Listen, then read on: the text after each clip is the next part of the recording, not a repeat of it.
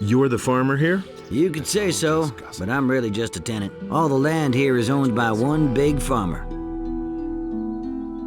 There's nothing you can do about it. How do you make a living?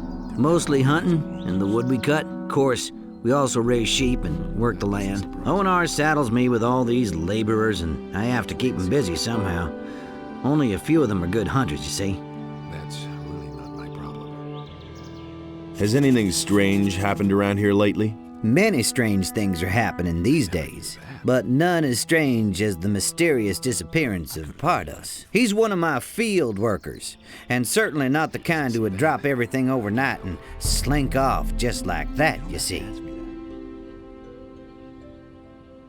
What exactly is so strange about his disappearance? Pardos is such a timid sort.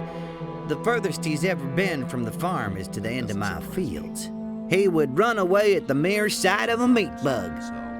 Those things may not be pretty to look at, but you really couldn't call them dangerous. They say there's people who eat them.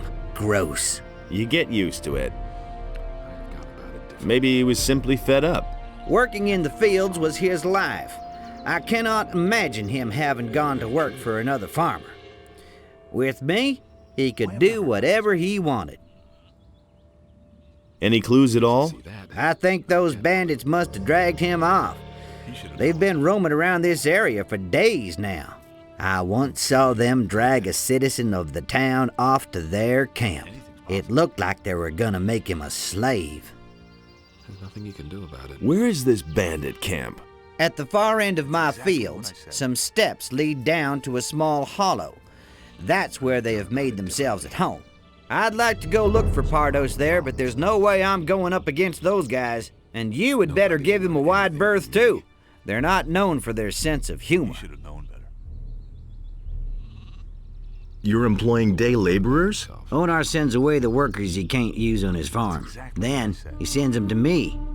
I feed them and they work here for me. Me anymore. What do you think of Onar? He's a greedy bastard who'll get us all hanged in the end.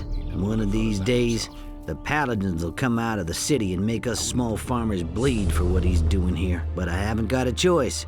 The militiamen only come here to collect and not to defend the farm. If I held myself loyal to the city, I'd be very much on my own. At least Onar sends some mercenaries now and then to see how we're doing. Wait and see what happens.